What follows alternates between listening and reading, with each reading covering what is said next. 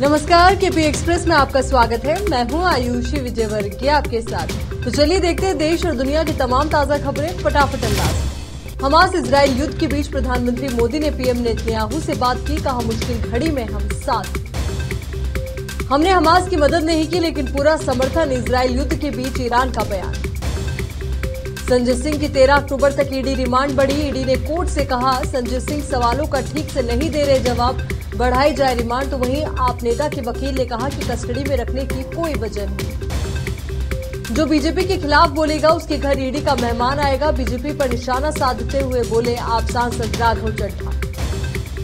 कांग्रेस की पूर्व अध्यक्ष सोनिया गांधी से मुलाकात के बाद राजस्थान के सीएम अशोक गहलोत ने राजस्थान में टिकट बंटवारे के ऐलान को लेकर बड़ा दावा किया कि 18 अक्टूबर के आसपास जब सीईसी की मीटिंग शुरू होगी तभी सूची पर अंतिम फैसला होगा। सर्दियों की दस्तक के साथ ही दिल्ली में प्रदूषण का साया। सुप्रीम कोर्ट ने पूछा बचाव के उपाय क्या है। पुडुचेरी की परिवहन मंत्री चंद्रा प्रियंका ने व्यक्तिगत कारणों का हवाला देते हुए मंगलवार को मंत्री पद से अपना इस्तीफा दे दिया। उनका इस्तीफा ऐसे समय आया है जब केंद्र शासित प्रदेश राजनीतिक अनिश्चितता और नेतृत्व परिवर्तन से जूझ रहा है। राघव चड्ढा ने अनिश्चितकालीन राज्यसभा निलंबन को सुप्रीम कोर्ट में चुनौती दी। महाराष्ट्र के डिप्टी सीएम अजीत पवार ने महायुति सरकार में 100 दिन पूरे कर लिए। इस अवसर पर उन्होंने शरद पवार से अलग होकर दूसरा गुट बनाने के फैसले को सही ठहराया। महाराष्ट्र उपचुनाव की घोषणा नहीं होने पर भड़के आदित्य ठाकरे, अब चुनाव आयोग से पूछा सवाल। नैनीताल के अवैध मदरसे में बच्चों के साथ अश्लील हरकत, पॉक्सो एक्ट में मामला दर्ज। वजीयत के बाद मेरठ नगर निगम ने हटाई कबाड़ से बनी बापू की मूर्ति, लेकिन फिर एक हुई गलती, मचा बवाल। बुर्का पहनकर ई रिक्शा चलाती मुस्लिम महिला की फोटो वायरल, कहा मेहनत करने में कोई बुराई नहीं। उन्नाव में रफ्तार का कहर, हाईवे पर खड़े कंटेनर से जा भिड़ी पिकअप, हादसे में परिचालक की मौत। शाहजहांपुर गोलीकांड में नया मोड़, दूसरों को फंसाने के लिए हमलावर ने रची थी साजिश, हुआ बेनकाब।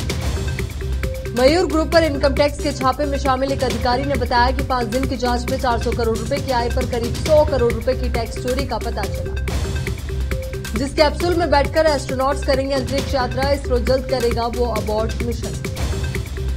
जगजीत सिंह की डेथ एनिवर्सरी आज, आवाज से दिल चीरने का हुनर रखते थे जगजीत। दुनिया आज भी पूछती है कहां तुम चले गए। त्योहारी सीजन में हाउसिंग डिमांड तेज रहने की उम्मीद, 13% तक के उछाल के साथ रियल एस्टेट स्टॉक्स बने रॉकेट। मंगलवार का दिन शेयर बाजार के लिए रहा बेहद शुभ। बैंकिंग, आईटी और मिड कैप स्टॉक्स में खरीदारी के चलते शानदार तेजी के साथ हुआ बंद।